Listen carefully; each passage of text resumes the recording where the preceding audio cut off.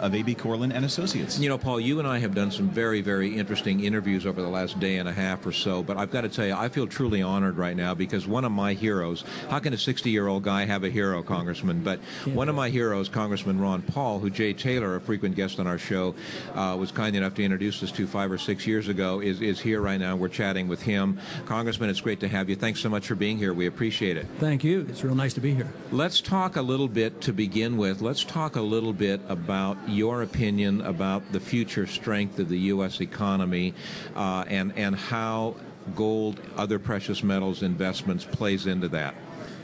Well, I am pessimistic about the economy. I think that's 4 people at this table. I think we've been living on borrowed money and borrowed time, and I think there's still a lot of wealth, and a lot of people feel good about the economy, but I think they're deceiving themselves. I mean, the big discussion on the financial statement is it going to be a soft landing or a hard landing? And the optimists are saying, oh, no, it's already, the landing has occurred, and we're on our way back up.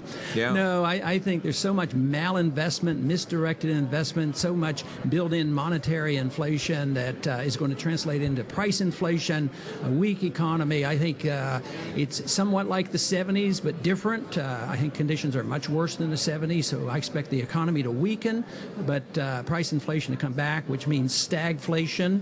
And, of course, the extreme of stagflation is a inflationary depression. And whether or not we'll reach that stage is yet to be determined, but I think we're in for some very, very serious times, which means that under those conditions, paper assets are always the worst kind of investment, and hard assets are the best investments. And it's been a long time when we've seen a full cycle of good times for hard assets, but I believe the last 5 years has been we've seen the beginning of that, and I think that's going to continue.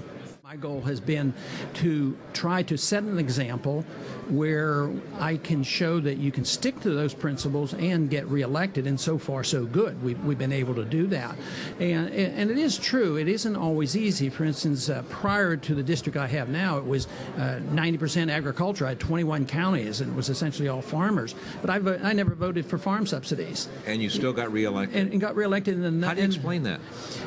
By being upfront with them. Yeah. And the truth is that they haven't benefited that much by subsidies. I said, well, you know, if the subsidies have helped you, and we've had them for 70 years, why aren't you all rich? And the family farmer's still struggling. I said, all the funds are going to the corporate farmers. Exactly. And then I play on their true beliefs. You know, property rights, inheritance taxes, federal regulators coming on their property, and they say, oh, that's right, Second Amendment, you know, Texas farmers. So they say, you know, they all of a sudden found out that they agreed with me on a lot of issues, but it's the organizations, whether it's the AMA in medicine that never really was a supporter of mine, or whether it's the farm unions. They don't support the small farmers. They become politicized. They become part of the system. And that's what a lot of politicians don't realize. They see, aha, the farmers organization doesn't support this bill, so I have to vote for it, or they'll be after me. And I think they sometimes are just lazy. They don't want to go home and explain it, you know, and tell the people why they've done such a thing, certain things. I guess I would like to ask the congressman whether he thinks there's going to be any policy shift on the monetary front. Congressman Paul is on the House Finance Committee, I guess it is, with the new Fed chairman. I'd just like to get his remarks if he thinks it's going to make any difference, or if there will be, if Mr. Bernanke may be more inflationary than Mr. Greenspan, even, who was a great inflationist. Yeah, there probably won't be any significant change. The important thing to remember about monetary policy, it's more secretive than the CIA. I can find out more information from the CIA, which is very secretive, than I could from the Open Market Committee. I can't attend that or find out, and they don't allow us to know what's going. I mean, that's an interesting comment on our system. Yeah, because there's a lot more money. There's a lot of money wasted in the CIA, and it gets us into a lot of trouble. But the big money, all the money in the country is manipulated by the Federal Reserve. But on monetary policy, now the new chairman, Barney Frank, told me that he says, I'm looking forward to it because you and I can work together in checking up on the Federal Reserve, which he's more than a Republican would do. So I'm encouraged by that. But Barney Frank is a liberal, and he wants the Fed to have lower interest rates, as a liberal would, and not understanding the whole issue. But where I think we'll make inroads is on more transparency. I think that we might be able to at least publicly pressure the Fed and maybe the working group on financial markets, find out what they're doing, and maybe at least put pressure on them to tell us how central bank coordination is used. I think that's a big secret that nobody even talks about, but I think that's very big, this central bank coordination. And of course the financial markets, the working group on financial markets is big. And here we have Bernanke who talks about transparency. So the first thing he does is takes away transparency. He doesn't even allow us to know what the money supply is doing. A question that I have that we've discussed with Jay numerous times on the program is we talk about the fallacy of a monetary system that has no basis. A monetary system that basically is akin to a house of cards.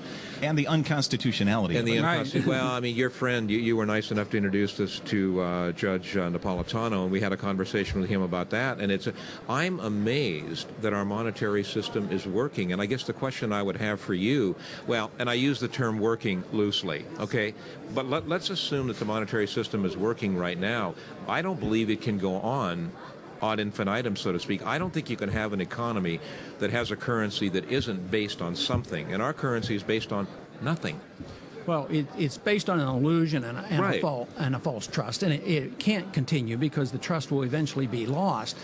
But Mises taught in Human Action that all money originates in the marketplace, so it has to have real value.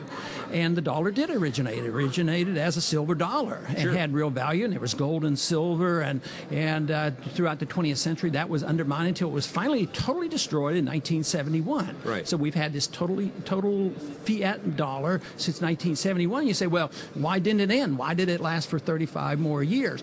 Well, it was because of the origination.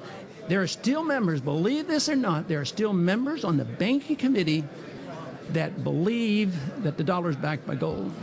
You've got to be kidding. No, I'm not kidding. They still do, and they're very disinterested. But they'll come and say, "Isn't the dollar backed by gold?"